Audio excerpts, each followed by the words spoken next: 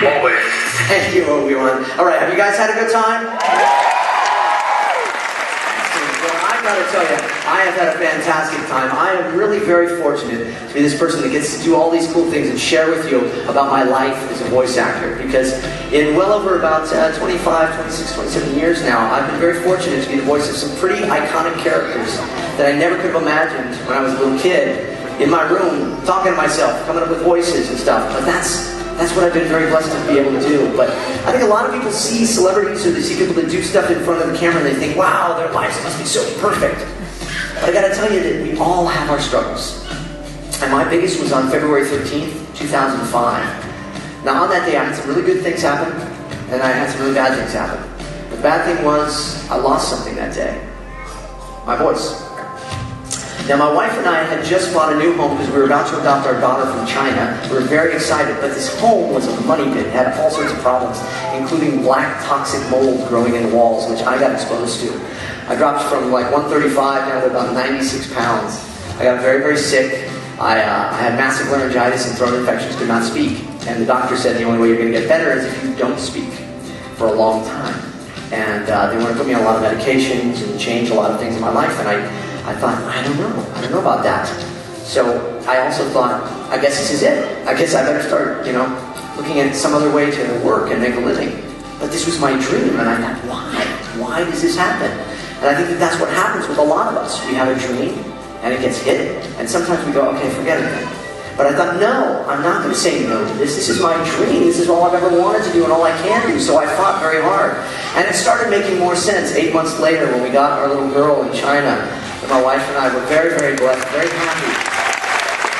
And now here it is 9 years later, and we are a happy, healthy family. And that was what the key was. See, I was learning things that I never learned before. How to eat right, how to do things I needed to do, how to take care of my voice.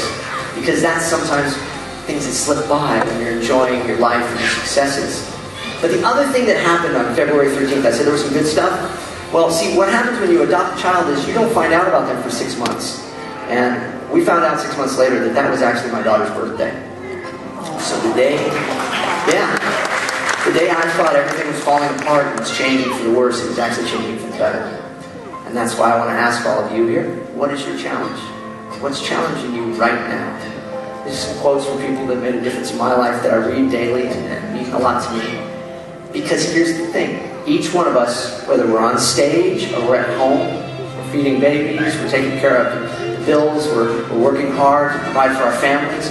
Each one of us has a challenge, but we also have a dream, and it's ours. And I want to tell you, don't get rid of that dream. Don't think, oh no, I'll leave that for the big celebrities, or I'll leave that for my friends, or I'll leave that for my family, or I'll leave it for my kids. No, your dreams are important. They're very important. And that's why I'm glad you're here at the happiest place on earth, right? Because you're ready to get some dreams going. Well, keep those dreams going when you leave. Write them down daily. Know what your dreams are and pursue them. I'm giving you permission right now, okay? Because so many of you, especially you parents, that go through life thinking, I'm going to do this for my kids. Do it for yourself too.